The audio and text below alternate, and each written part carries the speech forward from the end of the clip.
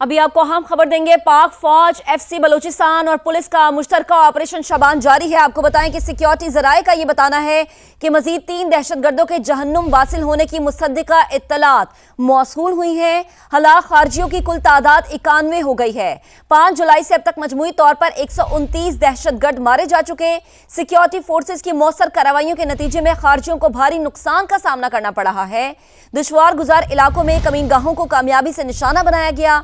आखिरी दहशतगर्द के खात्मे तक बलूचिस्तान में ऑपरेशन शबान जारी रहेगा। तो आपको अपडेट करें कि पाक फौज, एफसी बलूचिस्तान और पुलिस का मुश्तरका ऑपरेशन शबान जारी। मजीद 3 दहशतगर्दों के जहन्नुम वासिल होने की मुसद्दिका इत्तलात सिक्योरिटी जराए का ऐसा बताना है। ऑपरेशन शबान में हलाक दहशतगर्दों की कुल तादाद 91 हो गई है। 5 जुलाई से अब तक मजमूई तौर पर 129 खारजी दहशतगर्द जहन्नुम वासिल हो चुके। मौसर कार्रवाइयों के नतीजे में खारजी दहशतगर्दों को भारी नुकसान का सामना। दुश्वार गुजार इलाकों में कमीनगाहों को कामयाबी से निशाना बनाया गया। आखिरी दहशतगर्द के खात्मे तक बलूचिस्तान में ऑपरेशन शबान जारी रहेगा। तो आपको अपडेट करें कि बलूचिस्तान को दहशतगर्दों से पाक करने का मिशन है और ऑपरेशन शबान इसी मिशन की एक कड़ी है, जिससे मुतालिक इत्तलात ये आ रही हैं कि मजीद 3 दहशतगर्दों के जहन्नुम वासिल होने की इत्तलात हैं। ऑपरेशन शबान में हलाक दहशतगर्दों की तादाद 91 हो गई है।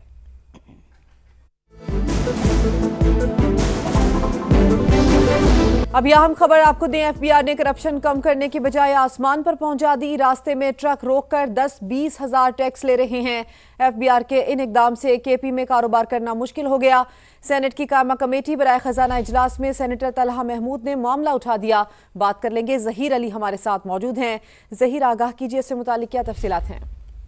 देखिए, कारोबार में रुकावटें कम करने के हवाले से जो हुकूमत इकदामात रह रही है, एफबीआर उसमें रुकावट बन रहा है। और आज सेनेट की कायमा कमेटी बराए खजाना के इजलास में सेनेटर तलहा महमूद की जानिब से ये मामला उठाया गया और ये कहा गया कि एफबीआर का जो केपीसी में जाने वाले जितने भी ट्रक हैं उनको साइड पे रोक के डायरेक्ट उनसे या तो टैक्सीज लिए जा रहे हैं 10-10, 20-20 हजार।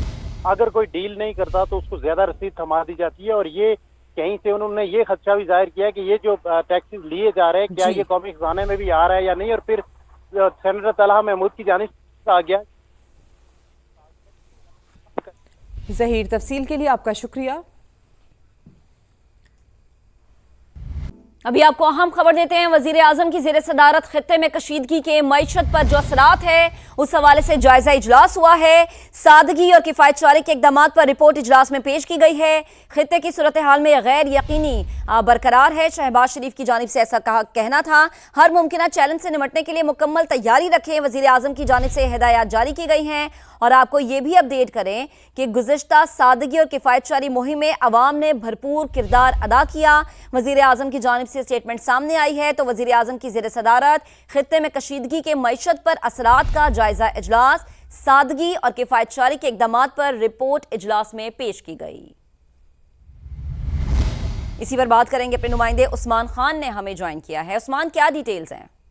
जी बिल्कुल, ये अहम इजलास था जिसमें वजीर आजम ने हिदायत की गई खित्ते की सूरत हाल में गैर यकीनी बरकरार है, इसलिए हर मुमकिन चैलेंज से निपटने के लिए मुकम्मल तैयारी रखी जाए।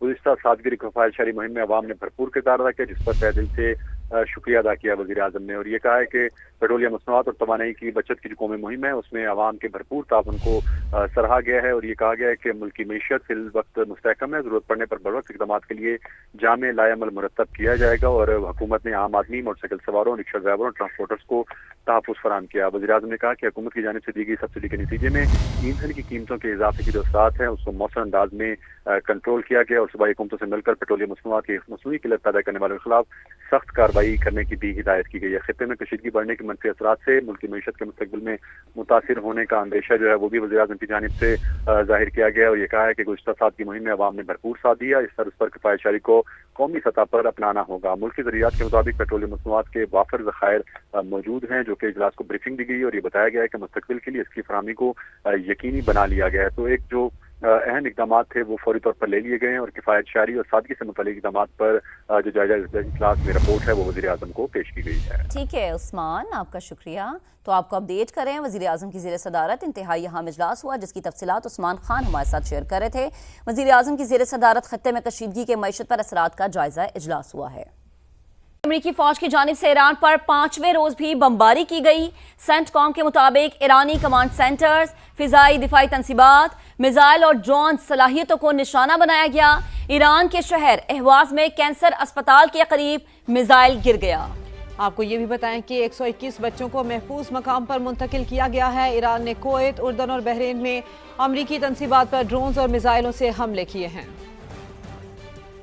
آبنائے ہرمز کی لڑائی شدت اختیار کر گئی۔ امریکہ اور ایران کے ایک دوسرے پر تابڑتوڑ حملے، امریکی بمباری کے دوران ایک اور سانحہ ہوتے رہ گیا۔ ایران کے شہر اہواز میں کینسر اسپتال کے قریب میزائل گر گیا۔ زوردار دھماکے سے اسپتال میں خوف و ہراس، 121 مریض بچوں کو محفوظ مقام پر منتقل کیا گیا۔ سینٹ کام کے مطابق بندر عباس، جزیرہ تمب اور دیگر ساحلی علاقوں میں ایرانی اہداف پر 1.5 گھنٹہ بمباری کی گئی۔ ایران کے کویت، بحرین اور اردن میں امریکی تنصیبات پر جوابی حملے۔ پاسداران انقلاب کے مطابق بحرین کی شیخ عیسیٰ ایئر بیس پر کنٹرول ریڈار تباہ ہوا۔ کویت میں امریکی ایئر بیس پر ڈرون داغے گئے۔ اردن کے الرزق ایئر بیس پر خیبر شکن میزائل سے کمانڈ اینڈ کنٹرول سینٹر کو نشانہ بنایا گیا۔ ایرانی فوج کے ترجمان کا کہنا ہے کہ آبنائے ہرمز ہماری ریڈ لائن ہے، وہاں امریکی مداخلت قبول نہیں۔ ایرانی انفراسٹرکچر کو نشانہ بنایا گیا تو پورے خطے کا انفراسٹرکچر ہمارا ہدف ہوگا۔ امریکی صدر کا ایران میں زمینی فوج بھیجنے پر غور۔ سچویشن روم میں اعلیٰ معاونین کے ساتھ سر جوڑ لیے۔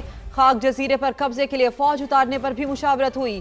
وال سٹریٹ جرنل کے مطابق ٹرمپ نے معاملے پر کوئی حتمی فیصلہ نہیں کیا۔ ٹرمپ انتظامیہ میں ایران میں زمینی فوج بھیجنے کے حوالے سے اختلافات۔ نائب صدر جے ڈی وینس نے کھل کر مخالفت کر دی۔ کہا حکومتیں تبدیل کرنے کے لیے فوج بھیجنے کا دور اب ختم ہو چکا ہے۔ ہماری فوج کسی قوم کے مستقبل کا فیصلہ کرنے کے لیے نہیں ہے۔ امریکی نائب صدر جے ڈی وینس صہیونی ریاست پر برس پڑے۔ بولے اسرائیل نہیں چاہتا کہ ایران سے معاہدہ ہو۔ مخالفین کے پاس کوئی حقیقت پسندانہ حل نہیں۔ ان کی واحد تجویز مسلسل اور غیر مؤثر بمباری ہے۔ اور ایسے میں پاکستان کا امریکہ اور ایران کے درمیان بڑھتی کشیدگی پر تشویش کا اظہار۔ مفاہمتی یادداشت امن کے لیے بنیادی فریم ورک قرار۔ ترجمان دفتر خارجہ طاہر اندرابی کی ہفتہ وار پریس بریفنگ۔ کہا خطے میں مزید تناؤ کسی کے مفاد میں نہیں۔ تنازع کو مذاکرات کی میز پر ہی حل کیا جانا چاہیے۔ امید ہے آبنائے ہرمز میں صورتحال جلد نارمل ہو جائے گی۔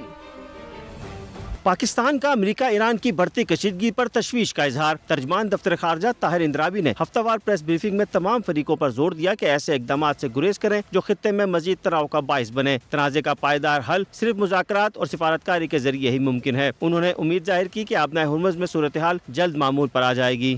Pakistan will continue to encourage all sides to end violence and resume technical level talks. We express the hope for an early normalization of the situation in the Strait of Hormuz and underscore the importance of ensuring the continued safety, security and freedom of maritime navigation. ترجمان دفتر خارجہ نے حریت قیادت کے خلاف نئی charge sheet کو قابل مذمت قرار دیتے ہوئے کہا کہ بھارت سیاسی انتقام کے ذریعے کشمیریوں کو ان کے حق خود ارادیت سے محروم نہیں کر سکتا۔ انہوں نے پہلگام واقعے میں پاکستان کو ملوث کرنے کی بھارتی کوششوں کو بھی بے بنیاد اور سیاسی محرکات پر مبنی قرار دیتے ہوئے مسترد کر دیا۔ Pakistan categorically rejects India's baseless and politically motivated attempts to link Pakistan with the Pahalgam attacks. Such allegations are consistent with the recurring pattern of attempts to malign Pakistan and divert attention from the fact. ترجمان دفتر خارجہ نے واضح کیا کہ دہشت گرد گروہوں کے خلاف مؤثر کارروائی ہونے تک پاکستان اور افغان طالبان حکومت کے درمیان کسی آئس بریک کا سوال ہی پیدا نہیں ہوتا۔ تاہم دونوں ممالک کے درمیان سفارتی رابطے بدستور برقرار ہیں۔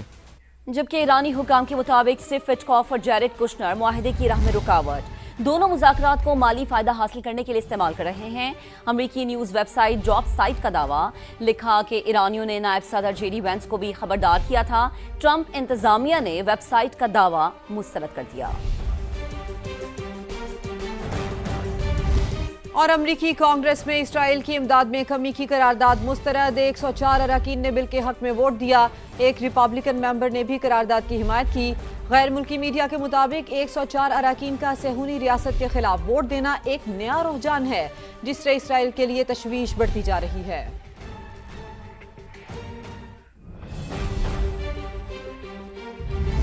آگے بڑھیں گے۔ ایم کیو ایم پاکستان کا شہداء سے متعلق مولانا فضل الرحمان کے متنازع بیان پر شدید رد عمل۔ ڈاکٹر خالد مقبول صدیقی نے کہا ایسا بیانیہ نہیں ہونا چاہیے جس سے دشمن ملک کو فائدہ پہنچے۔ ڈاکٹر فاروق ستار بولے لگتا ہے مولانا فضل الرحمان آئندہ الیکشن نئی دلی سے لڑنے کا ارادہ رکھتے ہیں۔ ان کے بیان سے شہداء کے لواحقین کی دل آزاری ہوئی ہے۔ مولانا فضل الرحمان کو اپنے بیان پر وضاحت دینا ہوگی۔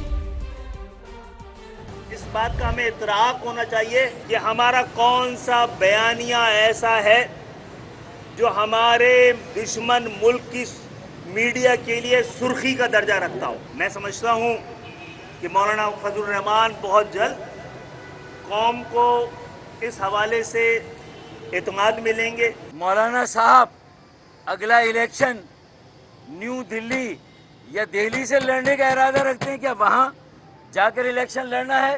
وہ شہداء ہمارے ماتھے کا جھومر ہیں، ہمارے آزادی کے محافظ ہیں، ان کا شمار ہمارے محسنوں میں ہوتا ہے، ان کی دل آزاری کی گئی ہے۔ لہٰذا فوراً اپنے اس عمل، رویے اور بیان پر نظر ثانی کر کے تصحیح کی جائے اور قوم کے سامنے شرمندگی کا اظہار کیا جائے۔ وزیر ریلوے حنیف عباسی کہتے ہیں کہ شہید کے بارے میں بات کرنے والوں کی زبان کیوں نہیں کانپی؟ کوئی جان قربان کرنے والوں کی جوتی کے برابر بھی نہیں۔ پاکستان جس مقام پر کھڑا ہے شہداء کی قربانیوں کی بدولت ہے۔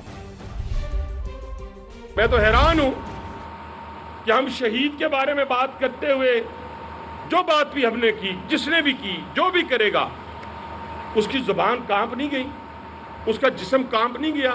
کوئی نہیں پاکستان کے اندر جو میری شہید کی جوتی کے برابر ہو۔ آج پاکستان کا مقام دنیا کے اندر پیسوں کی بدولت نہیں ہوا۔ آج پاکستان جس مقام پہ کھڑا ہے، میں سمجھتا ہوں کہ ہمارے جوانوں کی شہادتوں کی بدولت کھڑا ہے۔ بات موجودہ اسی ملک کے اندر ہوتی تھی نا کہ ہمارے ٹینکوں میں ڈیزل نہیں ہے، ہمارے جہازوں میں پیٹرول نہیں ہے، تو آج وہی جہاز ہے، وہی ڈیزل ہے، لیکن اس کی قیادت کرنے والا شیر دل انسان ہے۔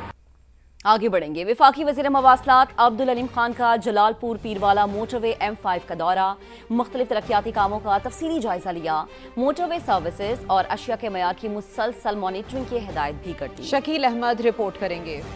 ملک میں سفر محفوظ، معیاری اور آرام دہ بنانے کا مشن۔ وفاقی وزیر مواصلات عبدالعلیم خان کا جلال پور پیروالا موٹر وے M5 کا دورہ، جاری مختلف ترقیاتی کاموں کا تفصیلی جائزہ لیا۔ دورے میں وفاقی وزیر کے ساتھ سیکریٹری مواصلات اور چیئرمین NHA بھی موجود تھے۔